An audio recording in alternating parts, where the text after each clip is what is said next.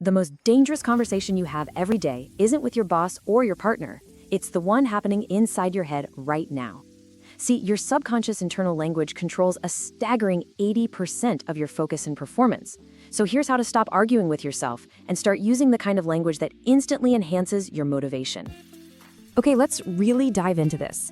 That voice in your head, you know the one that's got a running commentary on everything you do, that questions your decisions. Sometimes it cheers you on, but let's be honest, more often it's pointing out your flaws. That conversation, it is the single most critical factor in your success. It's not just background noise, it is literally the operating system for your life. And this number, it's just staggering. 80%. That means 4/5 of your ability to concentrate, to push through a tough problem, to execute a task effectively, is dictated by that internal monologue. This isn't about just feeling good. We're talking about the raw mechanics of performance. That inner dialogue is either building you up for the task at hand, or it's actively sabotaging you, draining your mental batteries before you even start.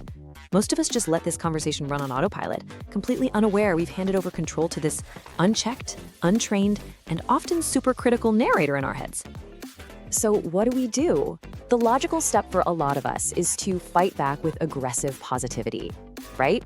We stand in the mirror, we puff out our chests and say, I am confident, I will succeed, I am a winner. But what usually happens? Nothing. Or worse, you kind of feel like a fraud. And this is the paradox. Forcing these big declarative statements can actually backfire because a part of your brain knows it's not totally true. It just creates an internal argument, and that cranks up your anxiety. The very tool that was supposed to help you becomes just another source of stress. So, if that's not the answer, what is? Well, before we can build a better system, we first have to correctly identify the problem. Look, it's not a lack of willpower, it's not some kind of character flaw. The enemy is a specific, predictable pattern of thought, an invisible force that quietly just kills your productivity. So in this first part, we are going to name that enemy, because once you can see it and understand it, you can start to dismantle it. Let's give it a name. Let's call it the unchecked inner critic. This is that automatic negative voice that just fuels self-doubt. It's the voice that whispers, you're gonna mess this up, or you're not smart enough for this, or why even bother trying? Here's the key. It's not you. It's a habitual thought pattern. It's like a piece of old software running in the background. And its main job, believe it or not, is to keep you safe by keeping you small, preventing you from taking risks where you might fail. So why is this inner critic so powerful? Honestly, it's not your fault. Your brain is literally hardwired with something called a negativity bias. For thousands of years, our survival depended on being hyper-aware of threats. The rustle in the grass, the storm on the horizon. That system is still running, but today, the threats are a looming deadline or a difficult conversation. And under pressure, this bias just escalates into anxious rumination, where you replay failures and imagine worst-case scenarios over and over again. It's a natural brain function, but in our world, it's just gone into overdrive. And this has a very real, very tangible cost. Think of your brain's focus and energy like the battery on your phone. Every single moment you spend arguing with your inner critic, going over doubts, or just processing anxiety, you are draining that battery. It's a massive cognitive resource drain. That mental energy should be going toward problem solving and creativity. Instead, it's getting rerouted to manage all this internal static. This is exactly why you can feel so exhausted after a day of just thinking about a hard task. Your brain was running a marathon you didn't even know you were in. So here's the pivot. This is the crucial point. The goal is not to eliminate self-doubt. That's impossible. Even the highest performers in the world feel it. The difference is they don't let that doubt drive the conversation. They have a system. They treat their internal language not as some random emotional weather pattern, but as a professional-grade tool that they can use with intention and with strategy. They actively manage their inner world to get the results they want in the outer world. So what does that system actually look like? Well, it's surprisingly simple, and it's built on a really basic idea. Not all self-talk is created equal. You have to use the right kind of language for the right kind of task. So in this next part, let's break down the two critical pieces of this powerful language system. Okay, on one side, we've got instructional self-talk. This is the language of how. It's specific, it's procedural, it's unemotional. It's for tasks that require precision and focus, like learning a new piece of code or carefully editing a document.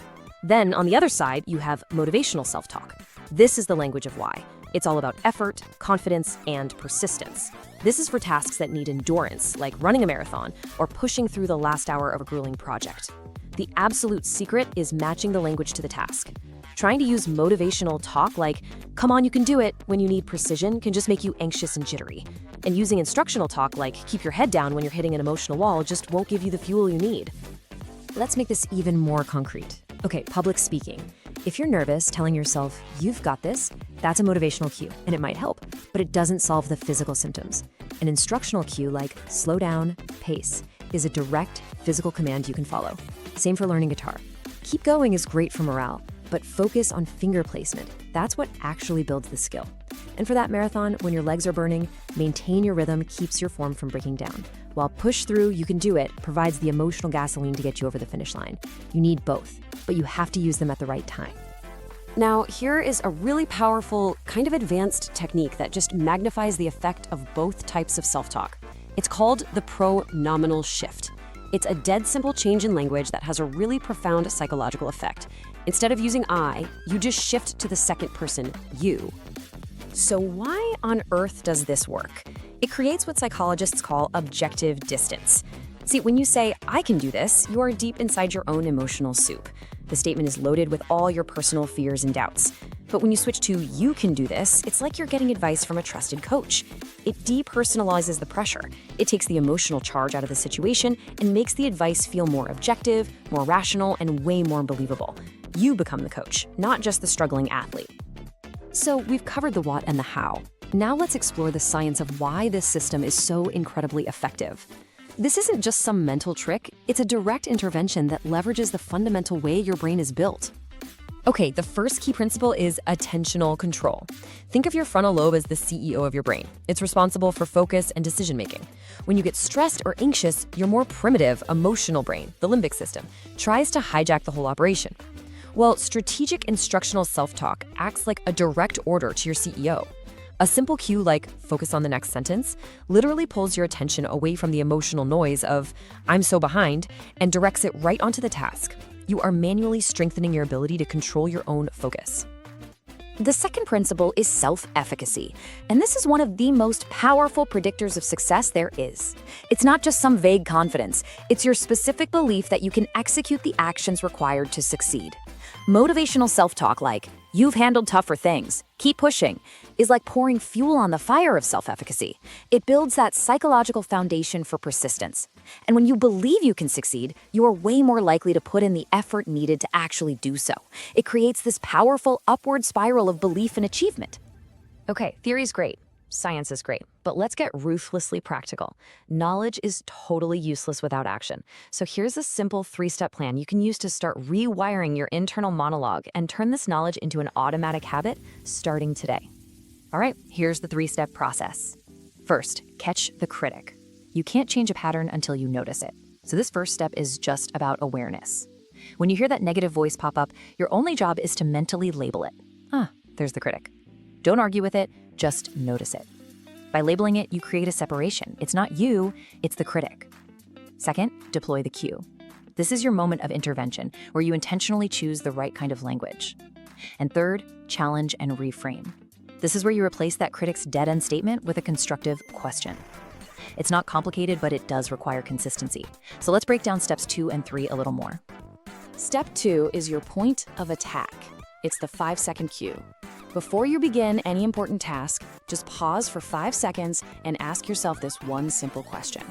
Does this need precision and focus, or does this need effort and endurance?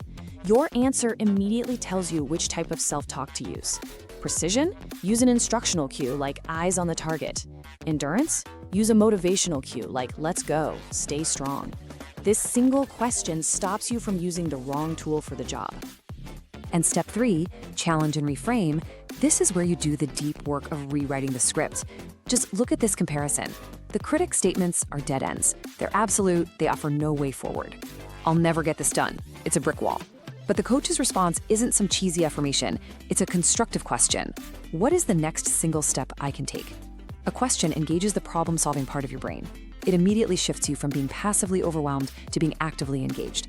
You're swapping a destructive statement for a productive question. So let's zoom out for a second. What this entire system really comes down to is a single empowering realization about your own mind. You are not just a passive audience member listening to your thoughts. You are the director, and you have the power to edit the script. This is the ultimate takeaway. Your thoughts, they are not facts. The inner critic's voice, it feels so authoritative, right? But it is just a deeply ingrained language habit. It's a pattern.